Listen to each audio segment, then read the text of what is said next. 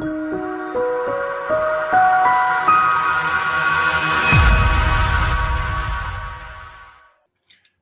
day, fellow Rotarians and guests.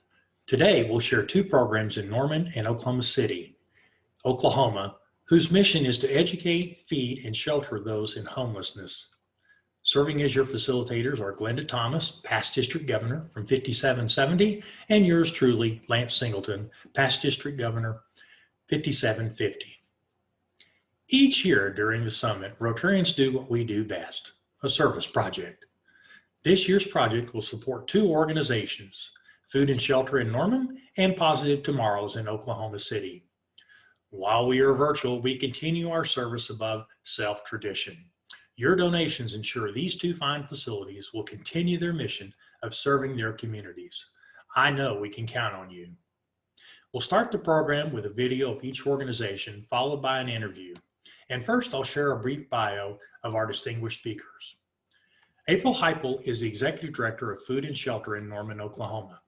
She has devoted her passion serving in human services for over 20 years. April has 2 master's degrees from the University of Oklahoma, Human Relations and Public Administration, and was recognized by the Oklahoma Human Rights Alliance for her years in human service. April was honored by the City of Norman as the Human Rights Activist in 2019. She is a member of the Norman Sooner Rotary Club, and she and her husband Greg have 4 amazing children. Susan Ogle has worked to advance the mission of nonprofit organizations nearly all of her professional life. She is currently the president and CEO of Positive Tomorrows in Oklahoma City, which is one of the nation's few private schools solely for the homeless children. Susan was named the 2016 Woman of the Year by the Journal-Record newspaper and has been named a Most Admired CEO 3 times. Susan has been a member of the Rotary Club of Oklahoma City since 1994, and she is married and has 2 grown children and 4 grandchildren. Our moderator is Dick Pryor, member of the Norman Sooner Rotary. Dick is the general manager of KGOU Radio and has over 40 years of broadcasting experience. He has a BA journalism and JD degrees from the University of Oklahoma, and in 2015 was chosen an OU Distinguished Alumnus. Dick was inducted into the Oklahoma Journalism Hall of Fame in 2009. On behalf of Rotary Zones 3031, we thank you for your participation, and more importantly, we truly appreciate your Rotary generosity.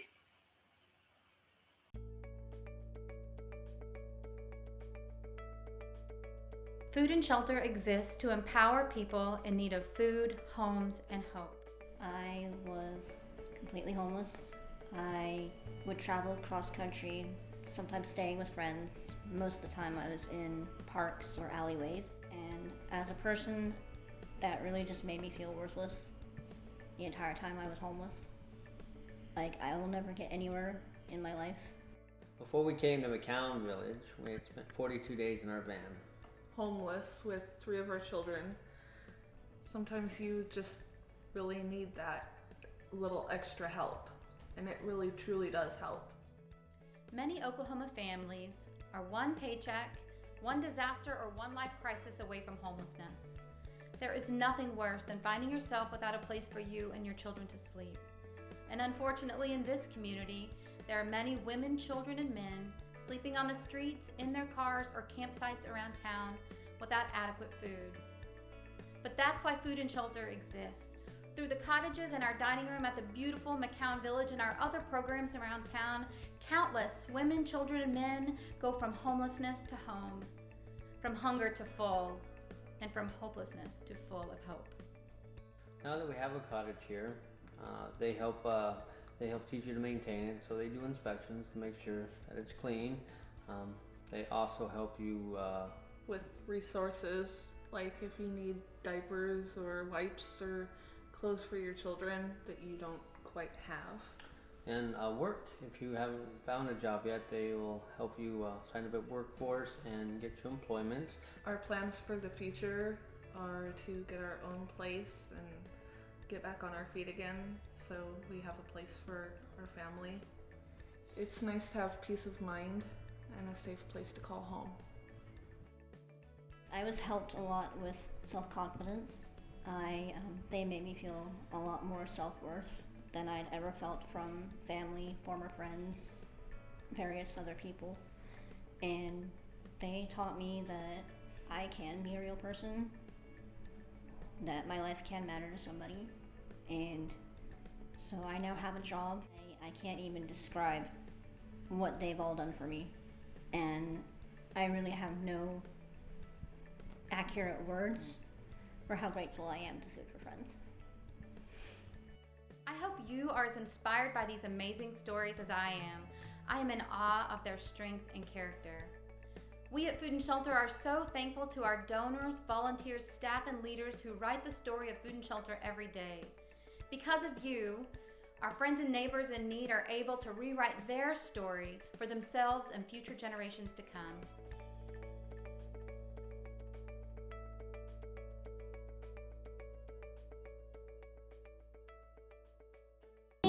You on computer. No, she's on the book today. Positive Tomorrows is a nonprofit social service agency with our main program is that of providing a private school for children who are living in homelessness. There's no other place quite like Positive Tomorrows. It's a place for children who are behind, academically and socially. It's a head start for some, but a new start for most. Not just for kids, for their families too. Currently, we're able to serve about 75 in the old location. But as we move into the new building, if once it were completely filled up, we would be able to serve about 210 children, we think. So that's almost tripling the number of kids. That's when we get all the rooms full, when we have all the staff in place and everything going. So it's going to allow us to do a lot more good, I think. It's a new year and a new school for everyone at Positive Tomorrows. Soon, these quiet halls will be loud, filled with the sounds of children who come to Positive Tomorrows and find something they've never had before. Maybe it's a backpack. Maybe it's a birthday party. Maybe it's a warm hug. Or maybe, just maybe, it's hope. For our families who have just gotten a new job, $50 can pay for transportation for them for a whole month to their new job. $75 can pay for snack for the whole school for an entire week. For some of our families that we're trying to help get out of a more unstable situation and into something stable really quickly, $250 can provide a week of emergency shelter for them. $500 can provide a semester of art classes for one of our classrooms. $1,000 can provide instruction for one of our classrooms for an entire week. $2,500 can provide field trips for our entire school for a whole year. $5,000 can provide scholarship tuition for one child for an entire semester. I know that the work that we do here is really dependent on people who sacrifice financially to make it happen. I know those folks, we get the little tiny checks, we get the big checks, we get all and everything in between. And we're grateful for that because every single one makes a difference. For all the people in the community that have supported us over the past 30 years, thank you. I mean, this place wouldn't be here without you, and we're so grateful to be in this space, to have the opportunity and the honor to serve more kids. This year and every year, we ask you to give generously to Positive Tomorrows. With your help, we can break the cycle of poverty, of addiction, of homelessness, and of hopelessness. One family, one kiddo at a time.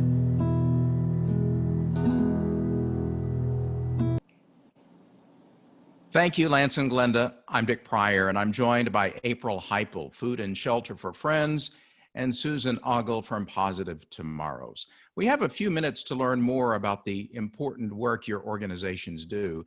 And April, I want to start with you. Please share with our audience Food and Shelter for Friends' mission and how long you have been providing services.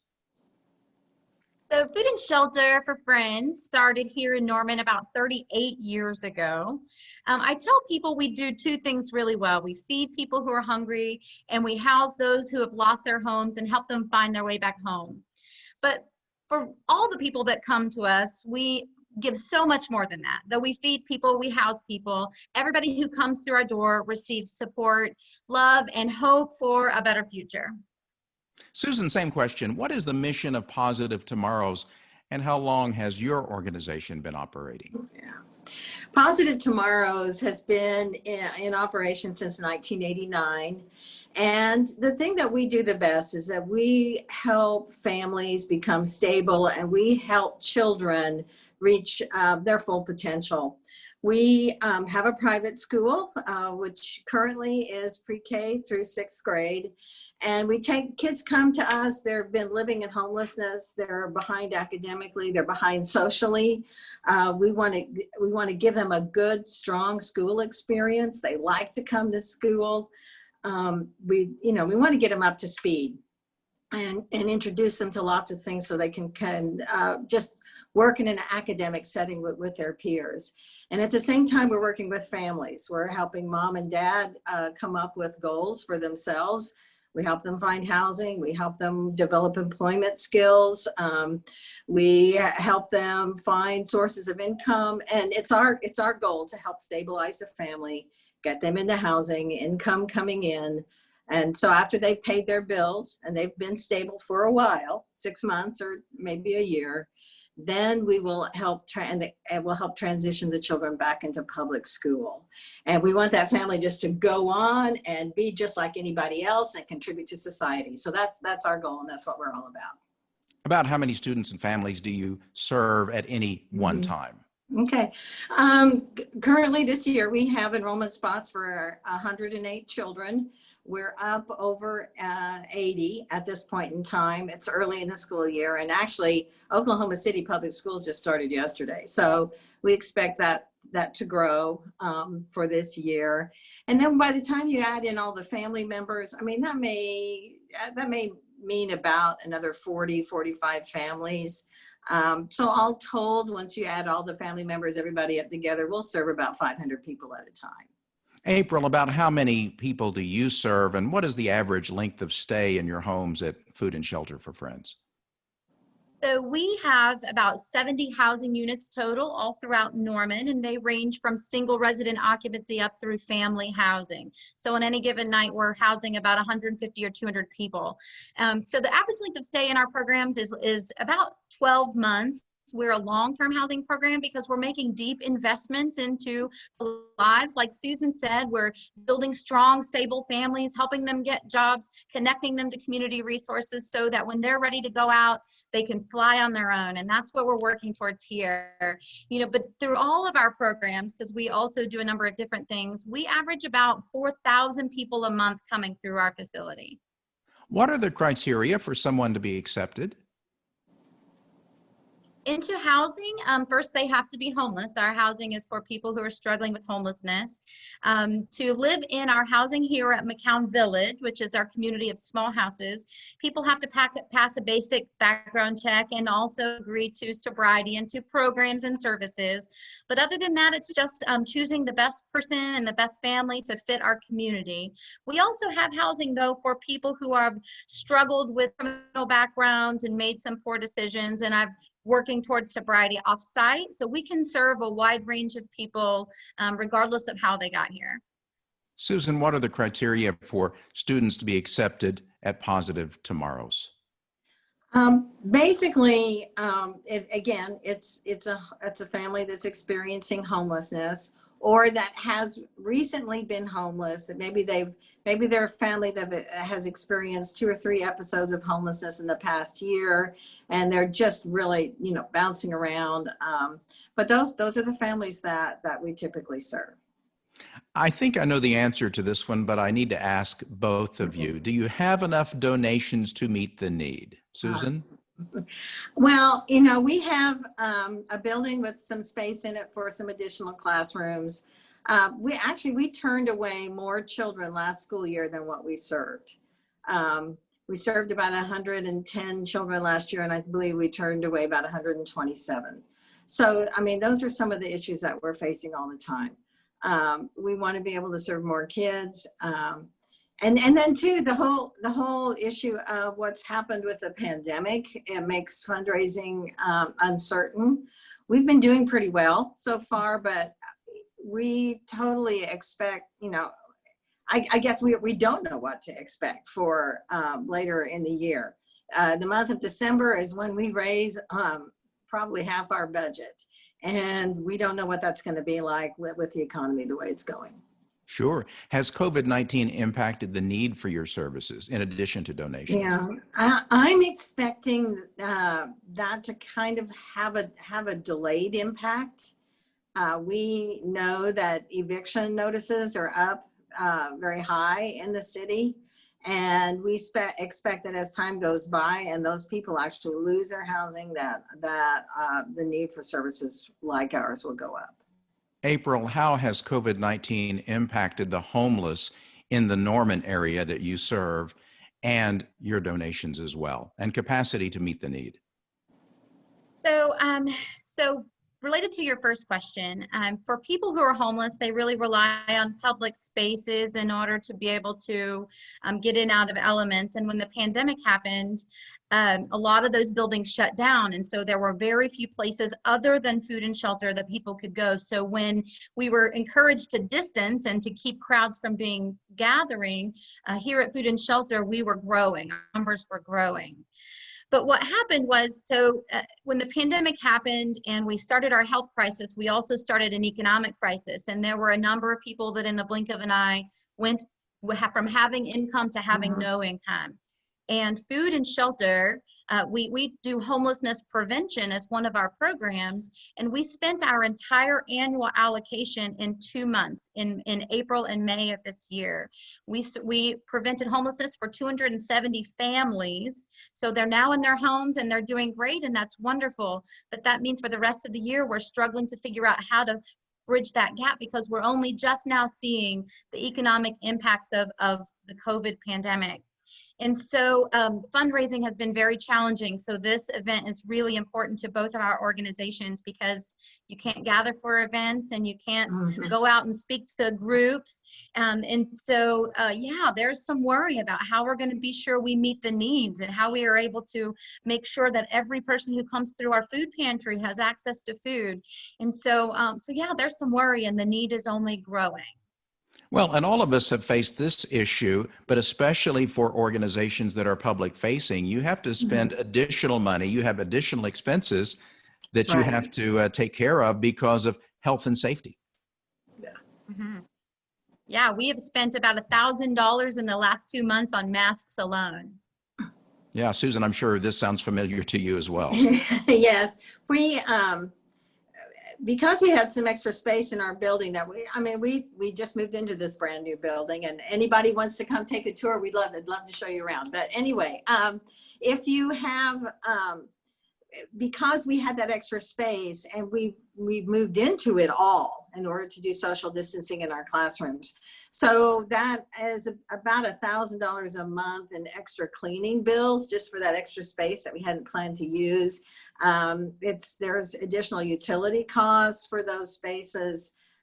It's just, there's a lot of disinfectant that we're pouring all over everything. And so, then there's some additional staffing costs too that we're having to really look at because of the fact we're trying to spread everybody out. And there's some holes here and there. We're having some folks working some overtime just to be able to make sure everything gets done. Right. Besides money, what items and other assistance do you need? Well, at Positive Tomorrows, currently, we're always looking for high protein snack items for after school snack. It may be peanut butter crackers or cheese sticks or things like that. We want to be able to send kids home with high protein snack. There's always things like office supplies. There's always things like school supplies.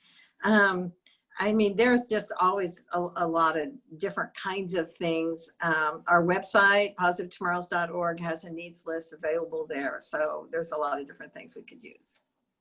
April, money always works, but is there anything else that you could use, especially right now with the need especially acute?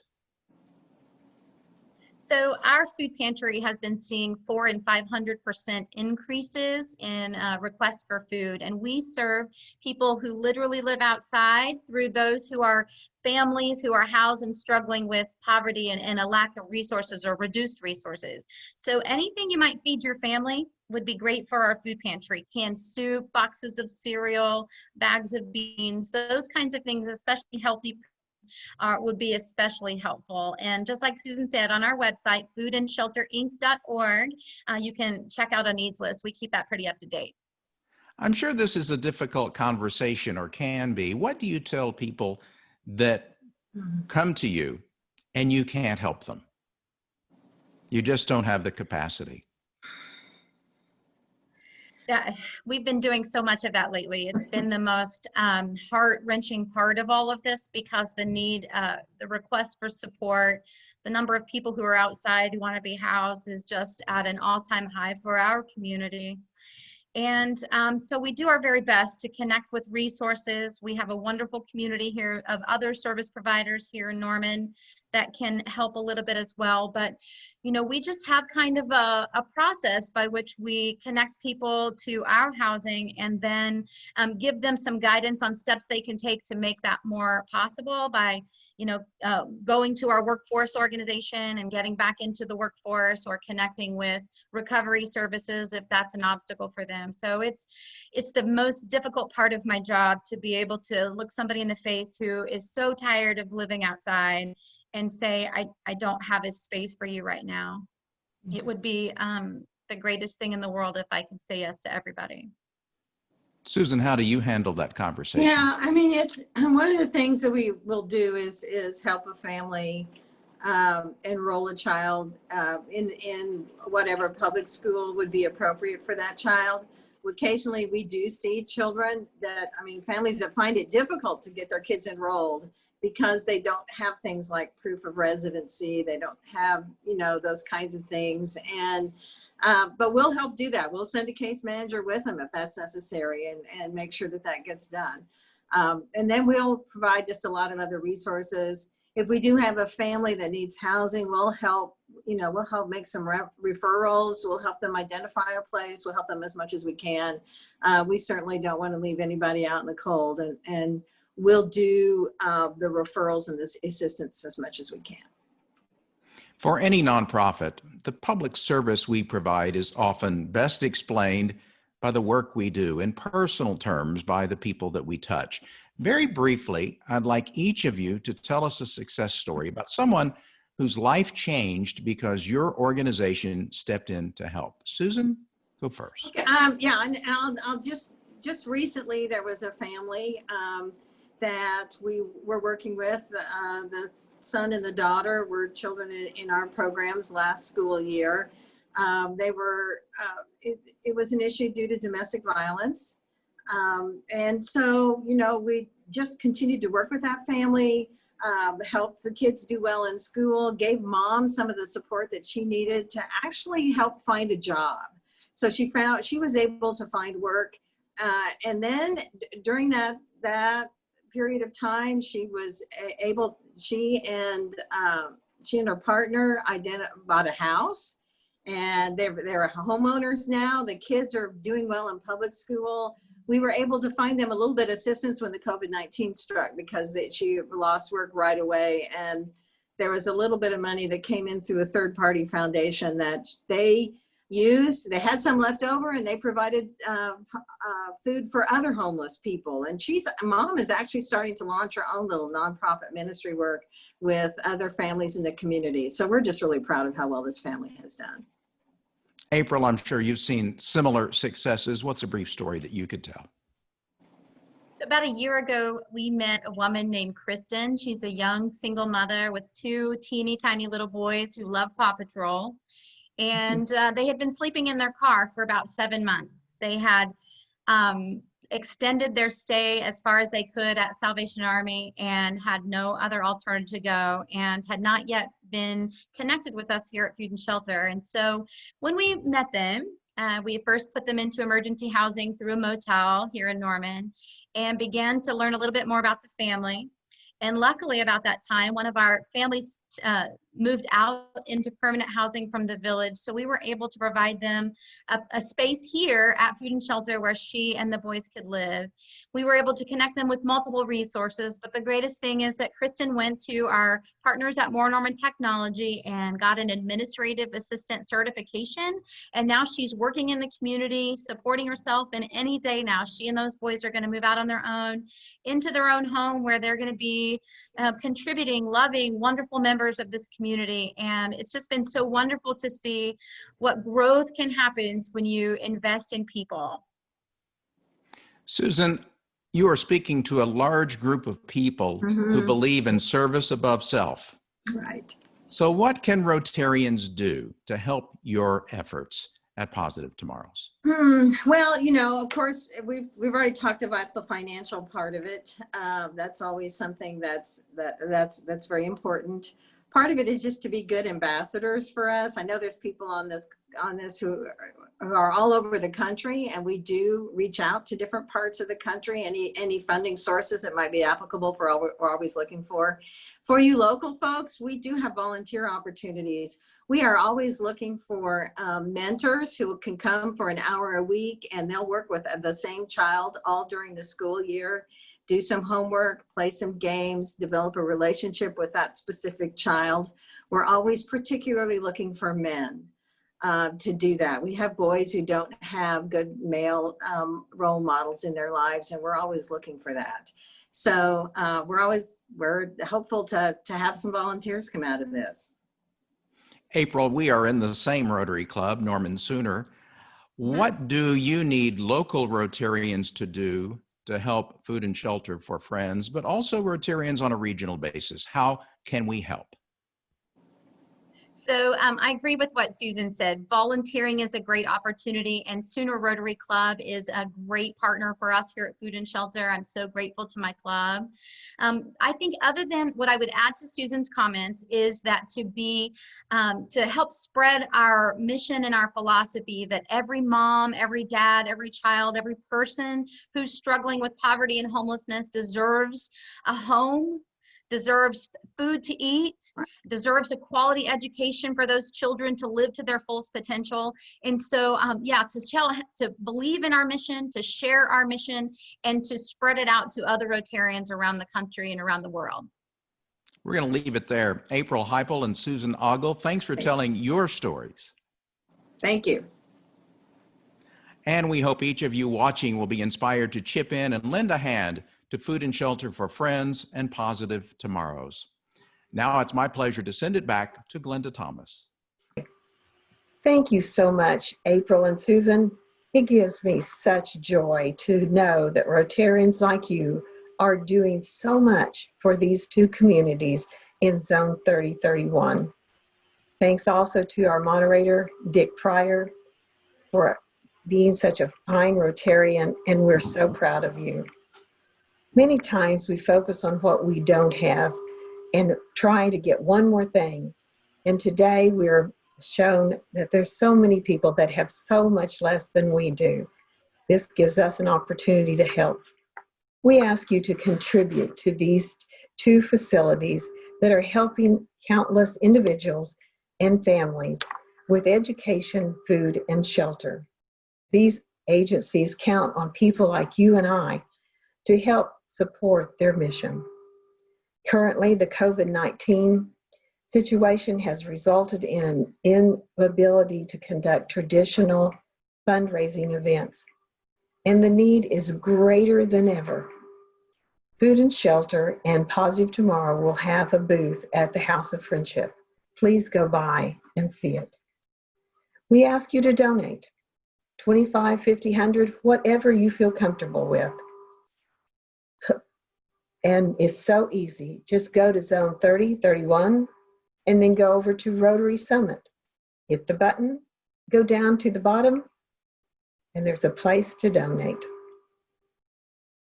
Hit that button and donate whatever you can. It will be so appreciated. If those individuals could be here today, they would say to you, thank you, thank you, thank you. And we do thank you for being here.